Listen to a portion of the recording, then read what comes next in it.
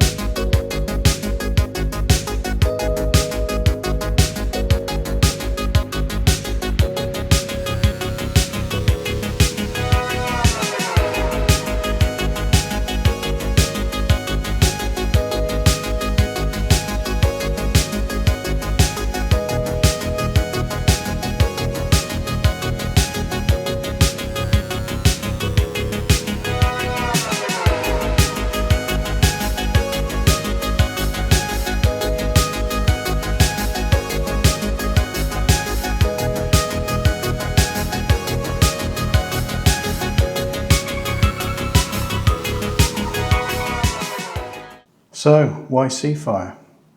Well, SeaFire wasn't such an impulsive purchase as you might think. I've been interested in boats all my life. I've been looking for the right boat for perhaps 5 years. I wanted something that could be used inland or coastal, something unbreakable, something adaptable. Nothing too thirsty or complicated to repair, something we could spend some days aboard, or cruising and live aboard.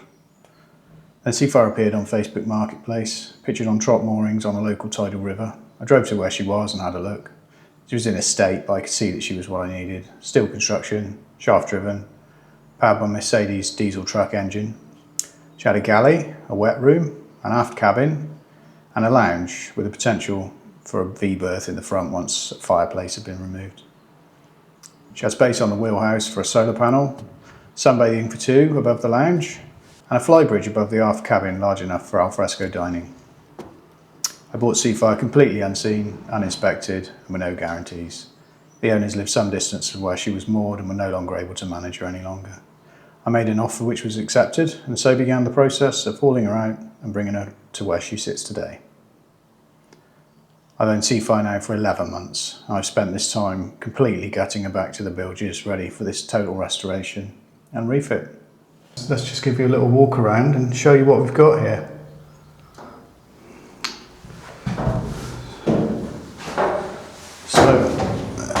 The engine we have run up for 10-15 minutes. Everything runs absolutely sweetly. It started on the key after however many years of not being run at all.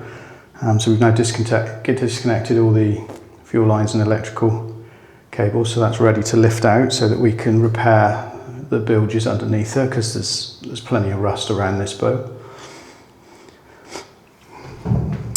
She used to have a gas bottle in this box so that she could be used on canals and waterways.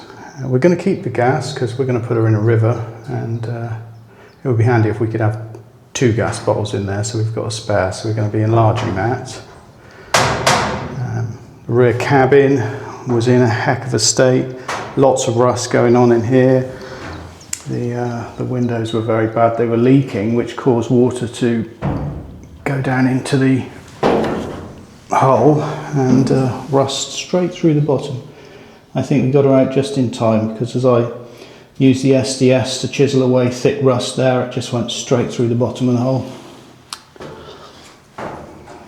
There's the original portholes, still in situ on that side. On the other side I've taken them out. There was a bathroom in this area which was disgusting, and somebody had poured a concrete floor into it just so that they could get a level floor, which we've had to remove. That was about 300 kilos of concrete, which has revealed some, corrosion underneath the concrete, which is all going to have to be cut out and those sheets replaced. In the lounge, it's a beautiful lounge. It's really large, lovely windows, lots of light in here, nice high ceiling. Again, the hull is not in particularly great shape. In fact, I think the best thing is if we just completely cut this out, completely cut this out, put new 8x4 sheets of steel in here. They're just not worth keeping. I'm not even going to bother thicknessing them. We're just going to cut them straight out, replace them. There's overplating going on down here. There was some perforations. There's lots of distortion in the hull, which we'll look at a bit closer later on when we get to it. We can see these little supports have been bent in by the water pressure. We know they've been bent in by the water pressure, not in the factory, because they're all different. So I think this steel has just got to the point where it's so pitted that it's started to bend the floor in and bend those supports. So by replacing that, we'll gain a bit of room underneath the floor and smooth out the bottom of the boat so it'll glide along a bit better. I'm going to put a chain locker in the front and an anchor. And the bathroom's going to be resited down here along, well, the kitchen was down here. The kitchen's going up into the wheelhouse.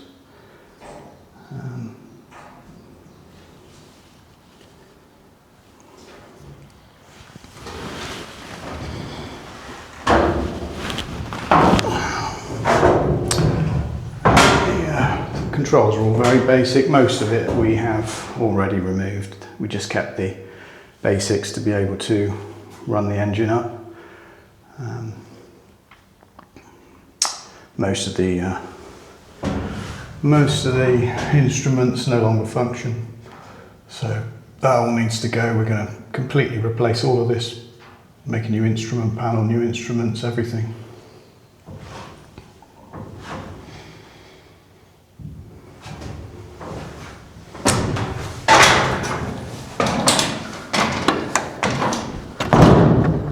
Outside,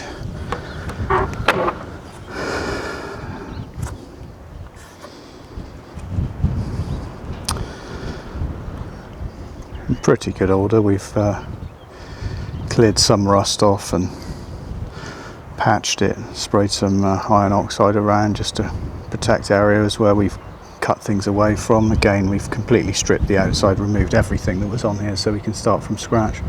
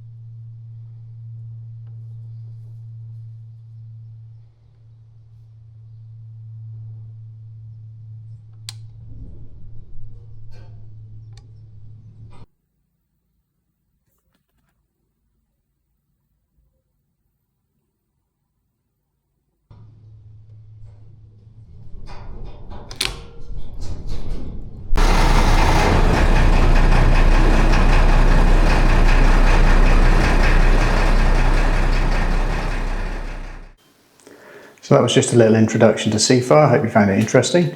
And in the next episode, we'll start the restoration. See you then.